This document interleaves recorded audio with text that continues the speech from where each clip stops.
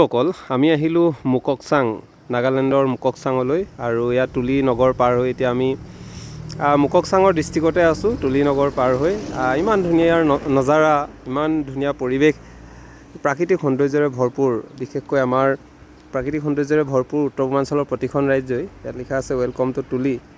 এইফালে আমাৰ যি মুককচাং ডিষ্ট্ৰিক্টৰ, এতিয়া আমি তুলি টাউন পাৰ হৈ এইফালে আহি আছোঁ মুককচাঙৰ ফালে। কিন্তু এতিয়া ইয়াতে ৰৈ ইমান ধুনীয়া পৰিৱেশটো ভাল লাগিলে। আৰু এইখন চাওক, মই দেখাইছোঁ আমাৰ যিহেতু তাত দিখৌ গুচি গৈছে, দিখৌ আমাৰ তাত দিখৌ হিচাপে পৰিচিত হৈছে, কিন্তু ইয়াৰ পৰা এইভাগে গৈ আছে। আৰু পানীখিনি কিমান লেতেৰা চাওক, অৰ্থাৎ এই পানীখিনি গৈ এতিয়া আমাৰ দিখৌ যিহেতু পানী যথেষ্ট বাঢ়িছে, ইয়াৰ পৰা গৈ পাহাৰীয়া পানী গৈ তাত হয়তো এইদৰে দিখৌৰ পানী বাঢ়িছে। যি নহওক, নাগালেণ্ডৰ যি সুন্দৰ পৰিৱেশ, এই পৰিৱেশ আপোনালোকক কিঞ্চিত পৰিমাণে দেখাবলৈ চেষ্টা কৰিছোঁ।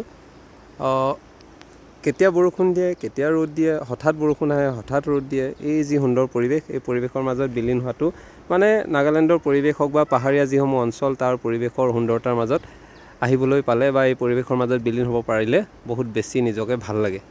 আৰু আপোনালোকৰ কেনে লাগে এই যি পৰিৱেশ, এই পৰিৱেশটো কেনেকুৱা লাগিছে জনাব বুলি আশা কৰিলোঁ বন্ধুসকল। ধন্যবাদ।